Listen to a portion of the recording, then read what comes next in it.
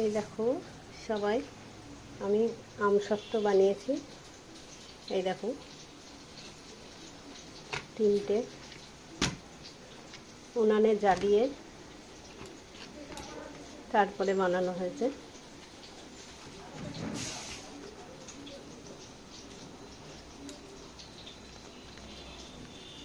দেখো ভাজ করে রেখেছি আমসত্ত্বগুলি। এর মধ্যে গোলমরিচের গুঁড়ো দেওয়া, এই যে গুঁড়ো গুঁড়ো দেখা যাচ্ছে পাঁপড়ের মতন অনেকটা, এটা গোলমরিচের গুঁড়ো দেওয়া আছে এর মধ্যে। এরকম আমি গুলে নিয়ে এই যে থালা, এই থালাটার মধ্যে তেল মাখিয়ে নিয়ে উনানে জ্বালিয়ে সামান্য লবণ দিয়েছি, এর মধ্যে সামান্য লবণ দিয়ে আর গোলমরিচ দিয়েছি, দিয়ে এরকমভাবে এটা দিয়ে দিয়েছি।